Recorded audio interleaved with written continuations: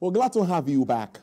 Experts in the agricultural space say the first step towards tackling food insecurity in the country is that government must strengthen the production of food by assisting farmers with drivers of production, such as land, labor, and capital. Others say part of supporting food productivity, the government should also help farmers with farming inputs to encourage large-scale agriculture.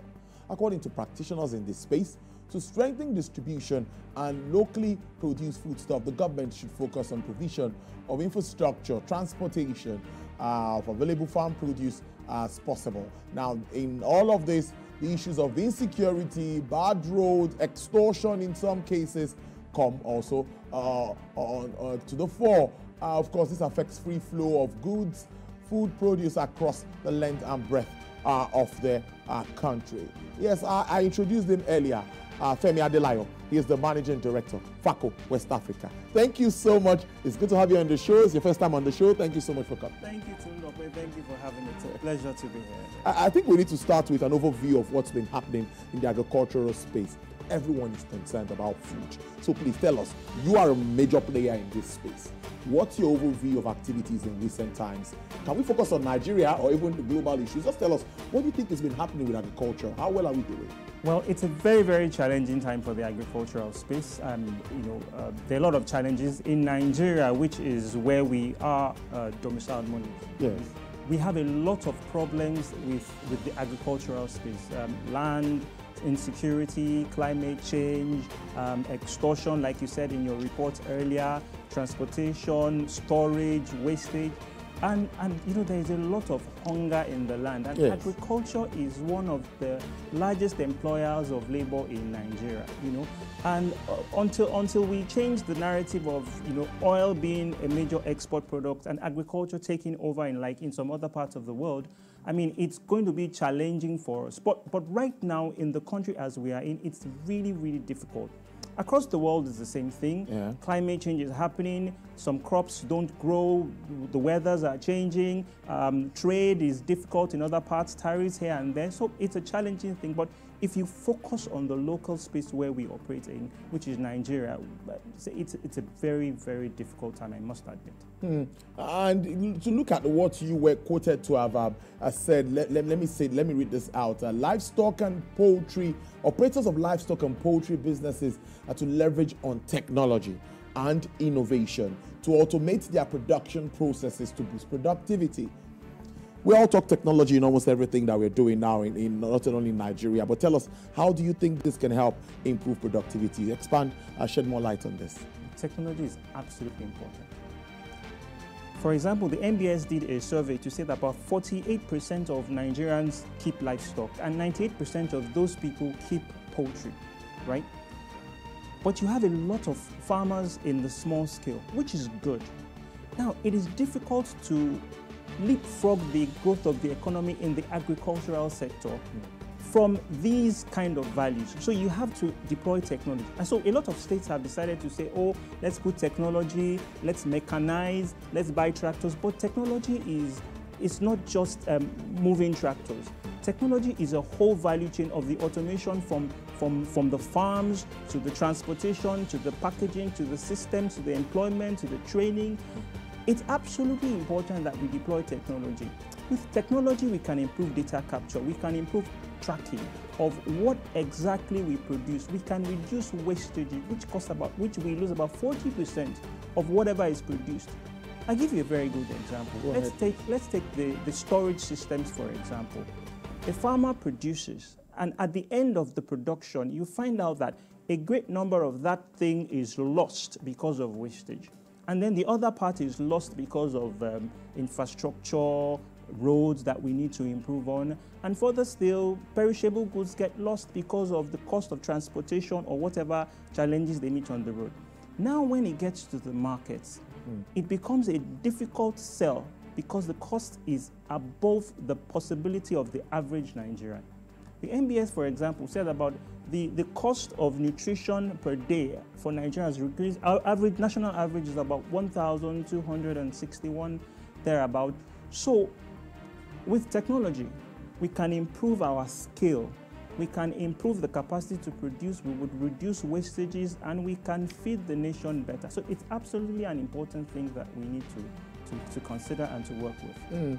As an operator now in the poultry and, of course, livestock ecosystem, let's look at this issue of rising costs. What are you thinking around that, and what is FACO doing specifically to help see this through? Well, we've been 47 years in the country. That's no joke. That's no joke. Second generation, you know. And we've watched different systems come in, different policies, different programs, and it hasn't been a very easy journey in those 47 years. But what I can tell you that as part of our own part, we've installed farms all over the country. We engage with players in the industry. We work constantly to ensure that there is a handshake between the town and the gown. You know, we attend the forest, for example, the vet doctors, the animal scientists, and all those other partners. We ensure that we engage with them. Further to that, we drive conversations to see that businesses like ours, companies can ensure that they network and partner with institutions, you know, academic institutions to integrate and accommodate the research that is done. Because there's a lot of research being done in Nigeria to improve production, to improve productivity. So as part of our responsibility, we engage people, we do CSR, we also make sure that when we are part of a process or part of a business, we give them that kind of extra value in ensuring that there is productivity and sustainability. I tell you, Tolulokwe, the major challenge that many businesses have is often sustainability. In a few years, many businesses just rise and fall and die. So one of the things we are passionate about personally and as an organization is to ensure that we encourage sustainability and longevity of the business through management of these automated systems that we deploy. Of course, we also engage with government as well. You know, we meet with government officials when we can and share our views when we can. The federal government created a Ministry of Livestock. I think it's just to focus specifically on that. Many have commended the federal government for that, saying agriculture, food security is so wide and we can't just... But what would you say of other efforts of government aimed at addressing food insecurity across the board in Nigeria? Oh, well, let me start by saying that the idea to create the Ministry of Livestock is a brilliant idea. Good. I mean, it's you would find that the livestock industry requires such a huge volume on its own. It needs its own space, because under the Ministry of Agriculture, it did well, could have done better. Yeah. But the livestock ministry creates an opportunity for not just cattle or poultry, but even all the other spaces in that livestock to function. I think that more than that, the government can engage this livestock development ministry in a graphic way, in a way to make sure that everybody in every player in that industry is well taken care of. There are conversations to be had, the research to be followed through, mechanizations to be implemented, policies to be harnessed. You know, and when we do that, you know, another area, for example, that we play in linking into the agric ministry is, for example, grain storage and silos. You know, and we as a company in the 90s did build out a couple of of systems for the government in the 90s, but we need to ramp up the grain silos that we have so that once the farmers farm, harvest, we can store this grain and there can be, as they say, grain for the rainy day. All right. I also look at moving forward. Budget is something many talk about. Oh, agricultural budget is below. You know where I'm headed. So what do you think? Now let's look for recommendations, practical suggestions that you think both government and the private sector now, because it's not just government. I think a lot of the private sector has a major role to also play, and like you said, putting in technology and all of that. So how does that come to you? What sort of recommendations are you giving to government at this time? Well, the truth is that the private sector has an important role to play, as government as well. Government needs to create the policy, the enabling environment, and then create the budget that is properly implemented to ensure that what is really needed is done. There should be a handshake between the government and the private sector, or the public policy and private sectors. If we were to look at it as what more can the private sector do, it will be to ensure that we play our part in the value chain, whether the value chain of production, of aggregation, of processing, of marketing. In all that value chain, the private sector needs to play their part. The second thing is that as people, we need to band together as an industry. Many organizations, many businesses in most of the sectors actually are in silo. So everybody is doing their own thing. Yeah. And so we need to have a way that we can come together. So when you're saying, oh, the poultry industry did this, there's a conversation around that. It comes as a group.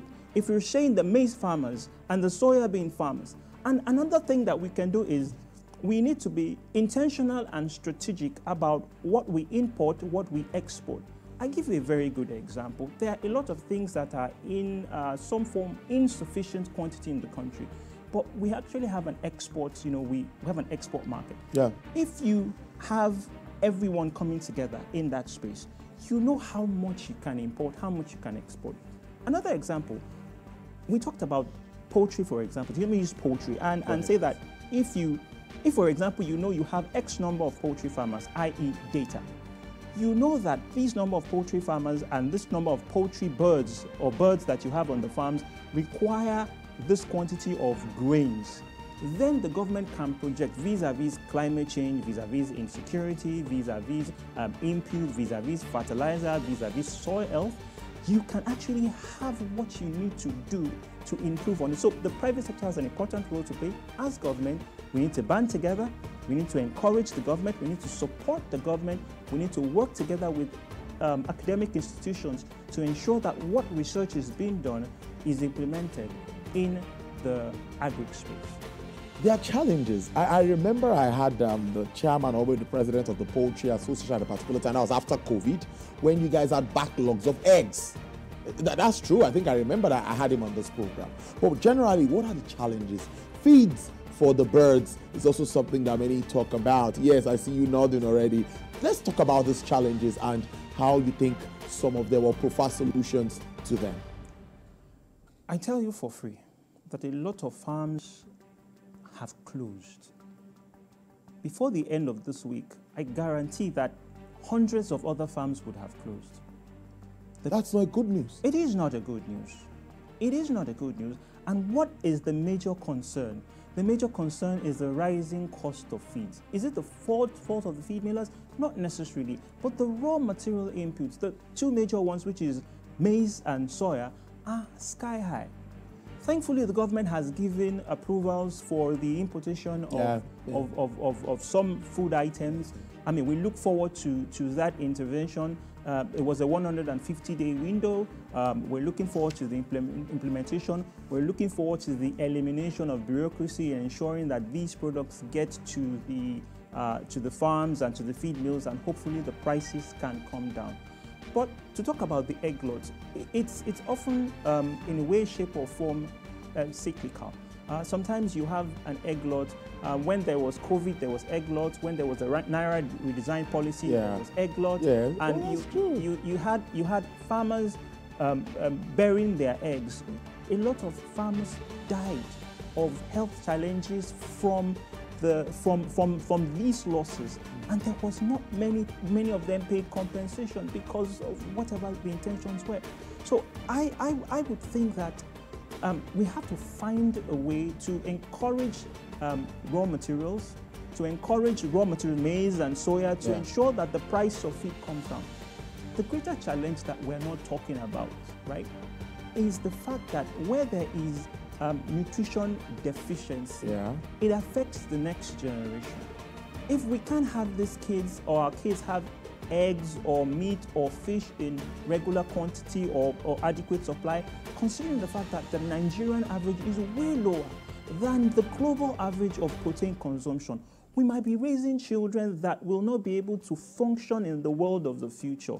And in another 12, 20, 25 years, we have Nigerian children who are not performing as functionally as their counterparts across the world. So it's something we need to deal with.